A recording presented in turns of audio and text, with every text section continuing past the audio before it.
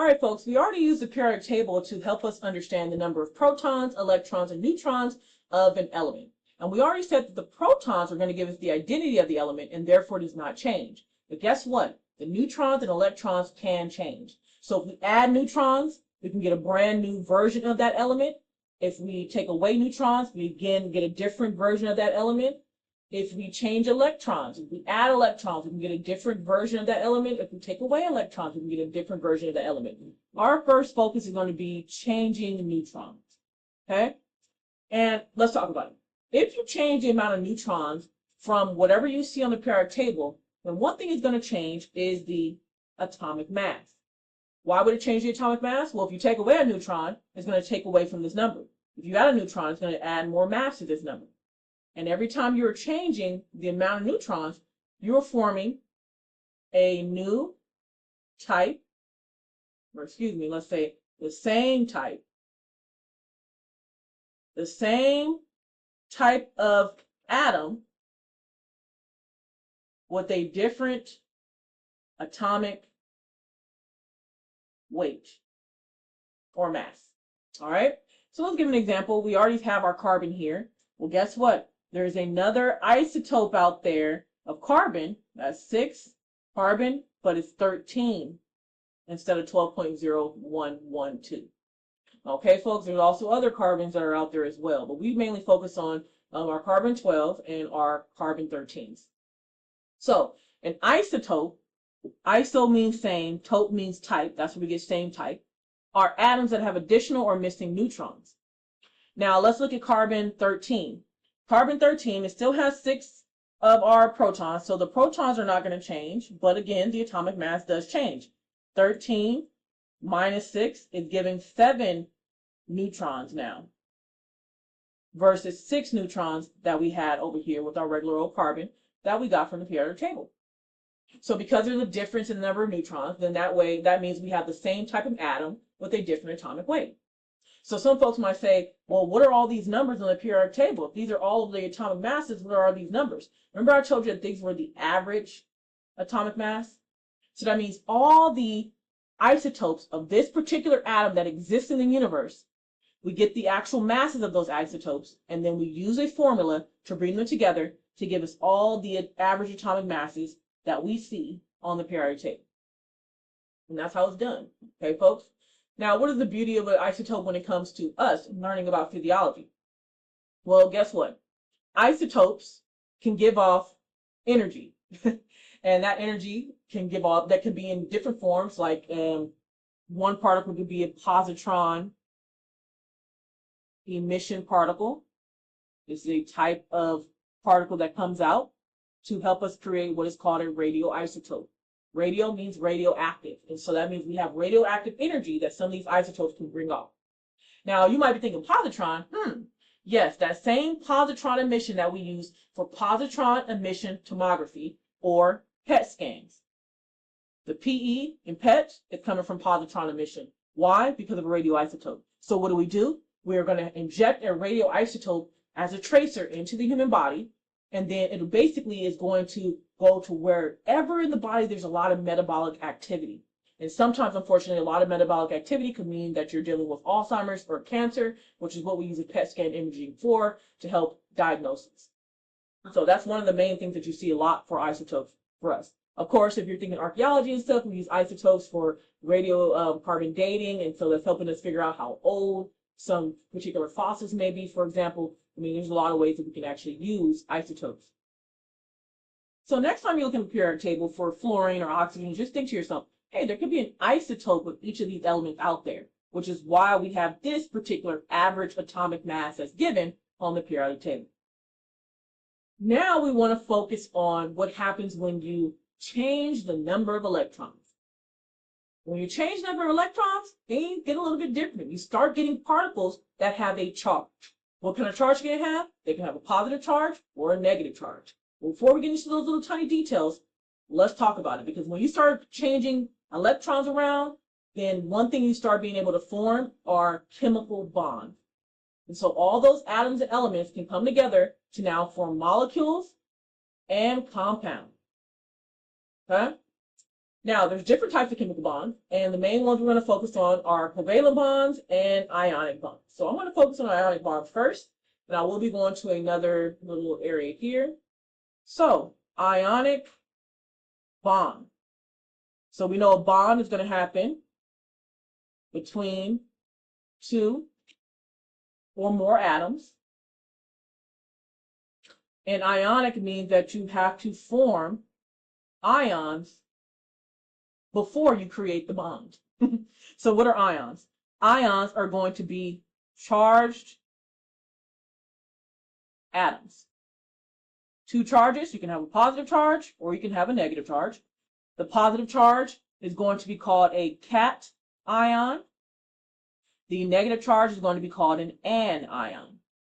And when you have a cation and an anion coming together, you get an ionic bond. But what really is an ionic bond?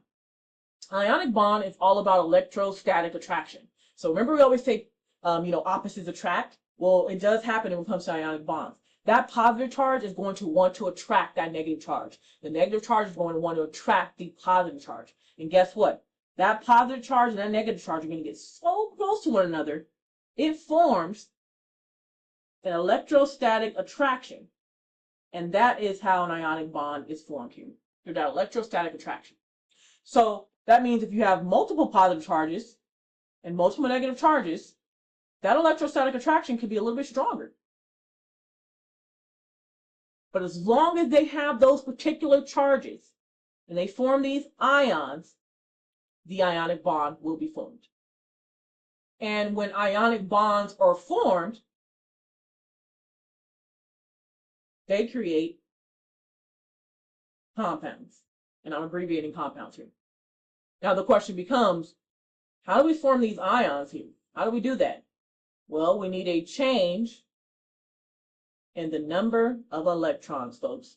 So if you are going to be losing an electron, and we know electrons are negatively charged, we talked about that. So if you're going to be losing an electron, it's almost like you're losing negative energy, so you become more positive. That's where cations come in. If you gain electrons, that means you're gaining more negative energy, so you become more negative. And that's where the anion comes in. Now the question becomes, how do I know I'm going to be forming a cation or anion? It depends on the element. So for example, let's talk about good old salt, NaCl. It's formed from Na, which is sodium, and Cl, which is chlorine. So we have a sodium atom here. We have the nucleus, which we know is our protons and neutrons, and then we have a bunch of electrons surrounding in these electron clouds. Well, the way we kind of figure out whether or not we're going to have a cation or an anion is based on the outermost electron shell energy level. Look at the outermost energy level here and here. Now, with most energy levels, the ones that are outside the nucleus, the ones closest to the nucleus, you're always going to have 2 electrons, 1, 2, just like you have 1, 2 here. Everything that keeps going more and further away from the nucleus, usually you're going to have 8 electrons that you need for the atoms to be happy in a good, strong chemical bond. Okay? So let's look at the outermost shell for sodium. We see that there's 1 electron here, and the outermost shell for chlorine, we have 1, 2, 3, 4, 5, 6, 7 electrons. And so when you think about it, you're like, okay, well, chlorine only needs 1 single electron to make it have 8 electrons in its outermost shell. But sodium is going to need 7 electrons to be happy. So what do you think that sodium is going to do? Do you think that sodium is going to take all of its time to try to find 7 electrons? Or would it rather give up one of its electrons so that it can focus on the other energy shell next to it here that already has its 8 electrons done? And for chlorine, do you think chlorine it just is going to give up 7 electrons? Or if it just needs to gain 1 single electron to get the 8 electrons that it needs? And guess what, folks? If you guessed right, yes. Sodium, because it only has 1 electron here, it'll be insane for it to try to find 7 other electrons to give it an octet or have 8 electrons in its outermost shell. But if it gives up this 1, now it have the 8 electrons in its outer shell. Now this outer shell won't have any electrons there. Let's think about chlorine. If it just gains that 1, Now it has 2, 4, 6, 8 electrons in its outer shell, and it's happy too. And guess what? If sodium is giving up an electron, it's giving away negative energy, so it becomes more positive. It becomes a cation. If chlorine is gaining a negative energy or gaining an electron, it becomes more negative, so it's going to be an anion. These two things come together. Wait a minute, I have a positive and negative. We know there's going to be an electrostatic attraction, and now an ionic bond is formed. Okay, folks, so that is the beauty of ionic bond. So now let's think. What are ionic bonds actually doing? They're giving up electrons and they're gaining electrons. So all they're doing is transferring electrons between two atoms, okay, or between these two elements. So again, ionic bond, the atoms give up and receive electrons. They definitely are going to be charged atoms. And we'll talk about the other two little properties of ionic compounds as we go along, okay? And remember, when we have a positive cation and anion coming together, electrostatic attraction, we are going to be forming a compound. Most compounds that we see are ionic bonds or salts. So yes, NaCl is salt, and it's a crystal lattice structure. That is definitely going to be a compound. KCl, potassium chloride, is also another salt. Magnesium chloride is another salt. So a lot of salts you see are ionic compounds coming together, and they form these beautiful crystal lattice structures. Now let's move on to covalent bonds. Covalent bonds, you're not giving up or receiving or losing or gaining electrons. You're actually sharing electrons. So we definitely need to make sure that we get our little atom diagram out. And let's go ahead and get some examples here. Okay. So let's say we have a carbon, and we know that carbon is going to have 6 electrons. So we already said the energy shell that is closest to the nucleus of carbon. Let me go ahead and focus on carbon. We have our nucleus. The energy shell that's closest only can fit 2 electrons, like we see here. Then we have another one. So if we use 2 already, that means we have 4 electrons left. 1, 2, 3, 4. If we need to have 8 in our outer shell, that means we need 1, 2, 3, 4 electrons for carbon to be happy when it comes to a bond. Now, carbon's not going to give up any bonds. Okay, can it? You'll learn that in organic chemistry if you ever take it. But carbon's not going to give up any bonds. So what does it do? Well, carbon wants to share its electrons with something else that also needs a bond. So let's go ahead and look at hydrogen. Hydrogen has 1 electron. That means it just has 1 electron. And remember, this is the nucleus. And this is the energy level. Or sometimes they're also just energy clouds. You can think of it that way since we're not in a chemistry class. That holds our electron.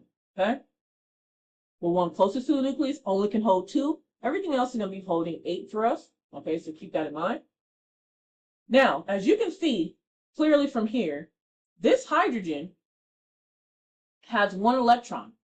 And it's a little bit different than the rest of them, because instead of needing 8 in its outer shell, it only needs 2, because you just need 1 extra pair here for that. So this hydrogen needs 2 electrons to feel good, to make a good bond. Okay? And this carbon needs 4 electrons to do that, just like we said. So how do we put this together? Well, this one single hydrogen can come here and share its electron with this carbon here. So we have a carbon, we have a hydrogen here. It can share its electron. And because they're sharing electrons between one another, guess what? They're creating a covalent bond. There is no electrostatic attraction. This is hydrogen saying, hey, I'm going to share my 1 electron and you're going to share yours. Now I have a duet that I need, or 2 electrons in that energy level. And now you have additional electron pair in your energy level. The carbon obviously needs more, 1, 2, 3. So you would have to get even more hydrogens to complete the job. So we have 1 hydrogen, that's great. We have to have another hydrogen here, another hydrogen here, another hydrogen here. Now some folks will be like, why do you need so many hydrogens? Well, as you can see, hydrogen only has 1 single electron to share. So you can't just keep on making more and more bonds if you want to. No, you only have to focus on the amount that actually can share. Okay, folks? So just keep that in mind.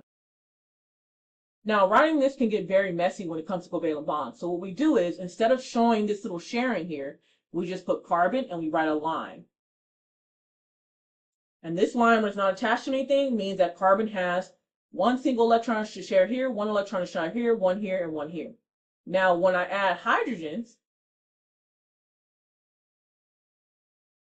like I did, hydrogen here, hydrogen here, hydrogen here, this now means that carbon and hydrogen are sharing 2 electrons here, 2 electrons here, 2 electrons here, and 2 electrons here. That means now carbon has 8 electrons in the shell that it wants, and hydrogen has 2 electrons that it wants. And so that's how covalent bonds are formed. And so it's kind of beautiful when you're thinking, hey, you're sharing electrons just as great. Guess what, folks? The sharing is not always equal. The sharing is not always equal. So let's talk about that next. All right, so we first started off with methane, or you can also, if you go up higher in chemistry, you'll know it's written as CH4. And this molecule, as we saw, are sharing electrons equally between the carbon, hydrogens, carbon, hydrogens, carbon, hydrogen. When you're able to share electrons equally, this is a non-polar bond. Okay? So of course, if you can share them equally, that means you can share them unequally as well. When you share electrons unequally, that is going to be a polar bond. You can also say non-polar covalent bond or polar covalent bond. Okay, folks? Now, non-polars are going to be the easiest ones to see. Let's talk about the polar bonds. Polar covalent bond is very specific. Why? Because 2 things happen. One, there's going to be one element that's going to want more of the electron energy than the other element. So they become even more negative than the other element. So let's give an example. Let's say we had our same old hydrogen sharing a bond with fluorine. Okay? Well, let's think about it. Fluorine is over here on the periodic table, all the way to the right of the periodic table. Well, there's a trend that comes out of this. As you go to the right of the periodic table, and as you go up a group on the periodic table, you increase that electron affinity. Okay? Another way of saying it is you increase electronegativity. You want more of the electron charge. That means, yes, we have 2 electrons here, but the fluorine's going to want to take more of the electron negative energy than the hydrogen. And so there's some kind of skewing that's happening now. And guess what? What's going to happen is you're going to form a pole. So instead of this looking like, oh, this is just hydrogen and fluorine coming together, you're going to have hydrogen bonded to fluorine, and you're going to end up creating a pole. Now, a pole has 2 sides, right? So really you're creating what's called a dipole. So you have a pole. One side is going to have more of the negative energy, and then one side is going to be more positive. So this dipole kind of looks like this. A lot of times you'll see it written like that as well. The easiest way to kind of write this, though, is going to be writing little delta symbols. So you can say that fluorine is partially negative, hydrogen is partially positive. And these little delta symbols are telling us, hey, when hydrogen and fluorine comes together, fluorine has more electronegativity than hydrogen, so it's going to become more negatively charged. It's not going to become a full negative charge like you see with ionic bonds, but it will become negatively charged. And so because of that, we call it a partial negative charge, because we're still sharing electrons with some capacity. If it was a full negative charge, it would be ionic. We're not talking about ionic bond. So we are sharing electrons to some capacity. That's where the partially negative charge comes from. And because we're taking most of the electron energy, or fluorine's taking most of the electron energy, that's going to leave hydrogen to be partially positive. And this property of polar covalent bonds becomes very important when it comes to the most important molecule for us, which is going to be water. Remember, covalent bonds are going to help us form molecules. Ionic bonds are going to help us form compounds like salt. So water is going to be oxygen with 2 hydrogens attached to it. And if you go back and look at the periodic table, we see that oxygen, again, is more to the right. So it's going to have an increased electron affinity. What does that mean for us? That means that our oxygen is going to be partially negative, and our hydrogen is going to be partially positive, and this oxygen is still going to be partially negative with this bond, and this hydrogen is going to be partially positive. That's what we have here. And so that means there's going to be partial negative charge for this oxygen and partial positive charges for these 2 hydrogens. Guess what? Because of this polar covalent bond, we get a brand new type of intermolecular force that happens between water molecules. That's the beauty of it. So let's go ahead and talk about that. So again, I have my oxygen. We know it's going to be partially negative. I have my hydrogen, it's partially positive. Another hydrogen that is partially positive. Guess what that means?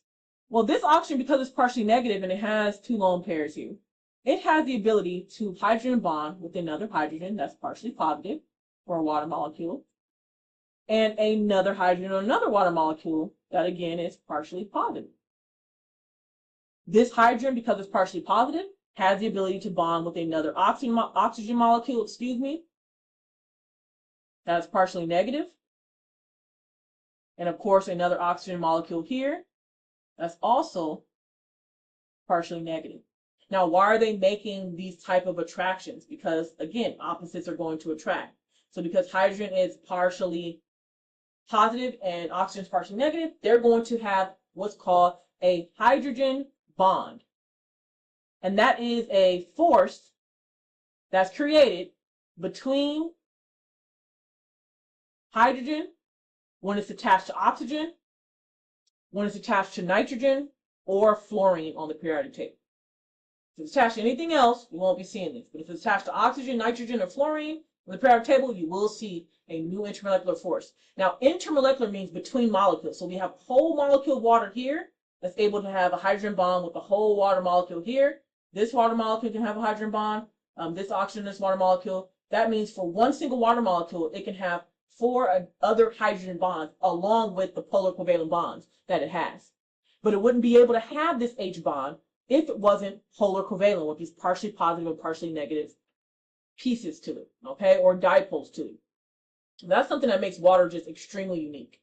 Because of this, it allows for ions in solution, which we're going to get into next. Water can work as a lubricant. It's going to help with so many chemical reactions and transporting things throughout the blood and lymph. And of course, it is used for temperature regulation as well. And that's things we get into as you think about survival of human beings or essential to survival as well. All right, so let's go back a little bit. Remember we said we're going to talk about these other 2 properties of ionic compounds, how ionically bonded molecules separate to become ions in water, and ions in solutions are electrolytes? Well, let's get into that now. Okay, folks? We already said water is super powerful.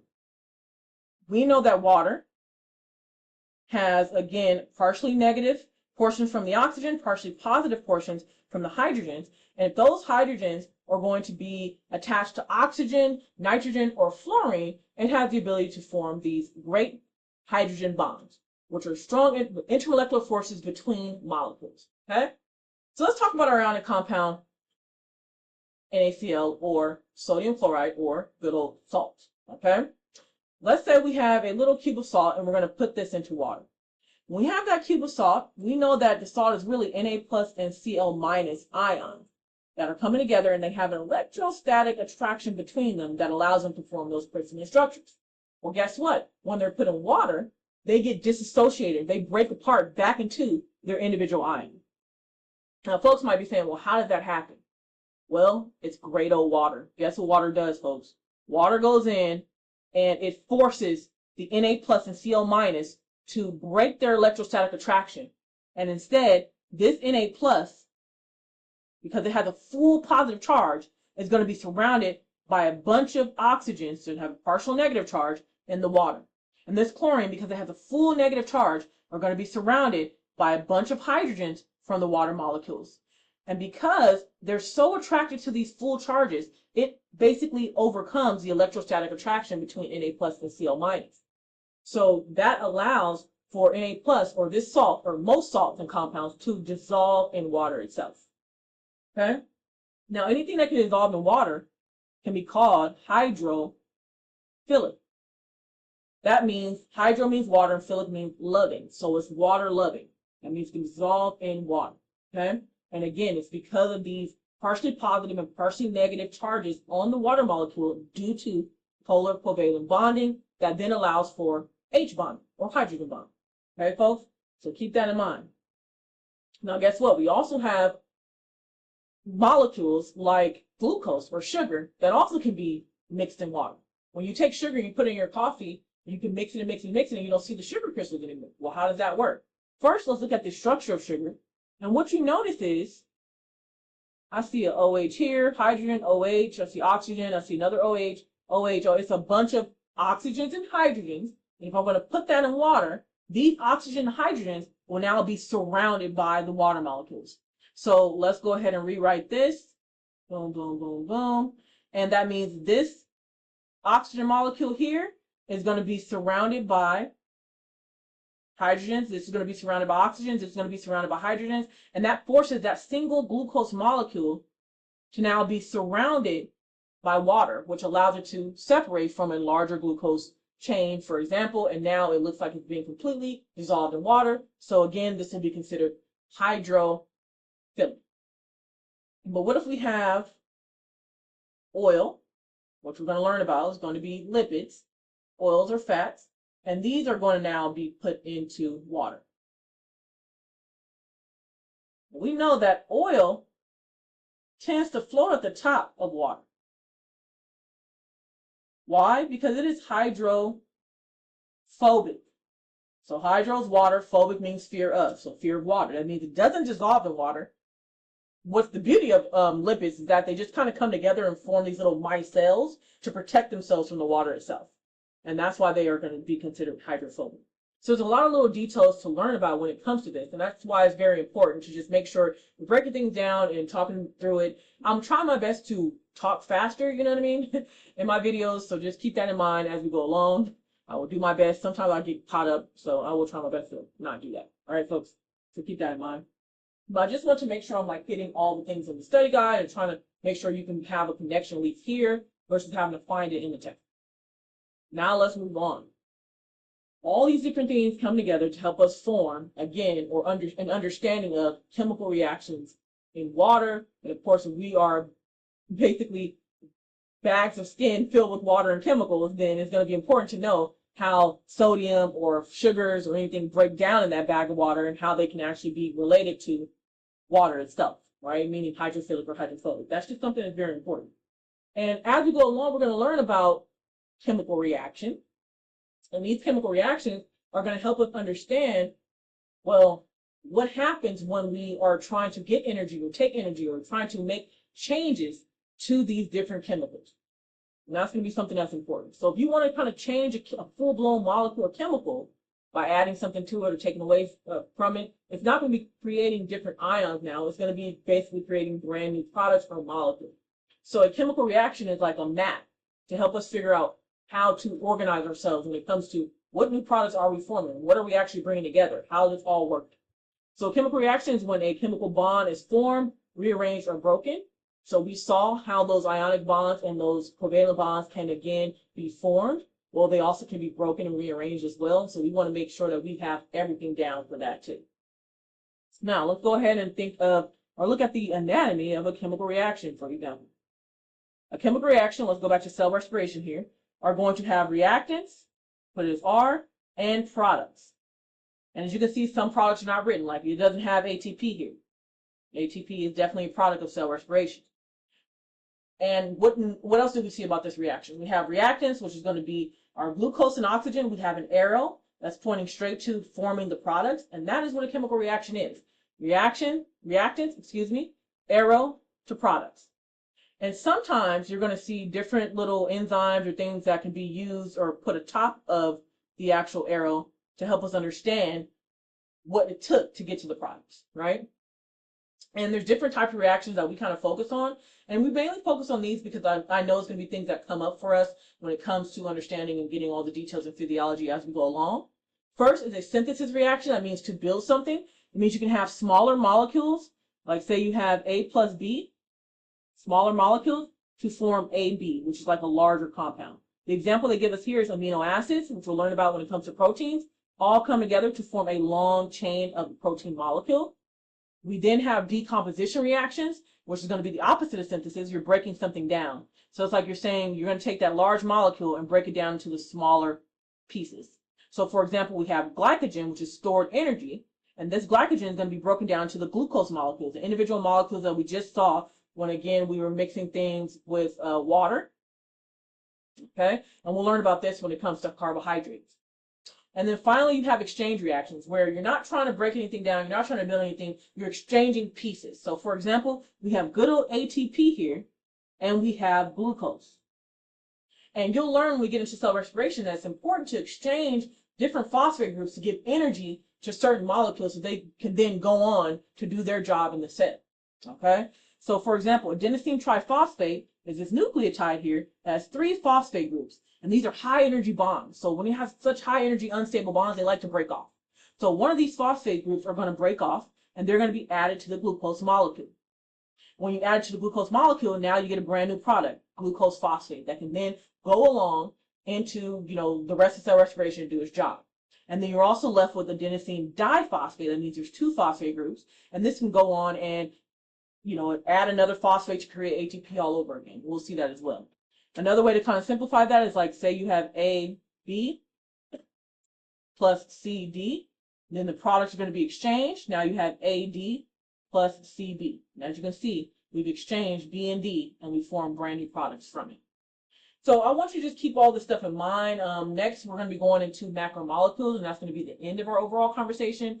And I'm going to organize it to where we can just start getting the details of each macromolecule, so it's easier for you to organize it when you get to the chapter 2 worksheet. All right, folks, I'll see you in the next video.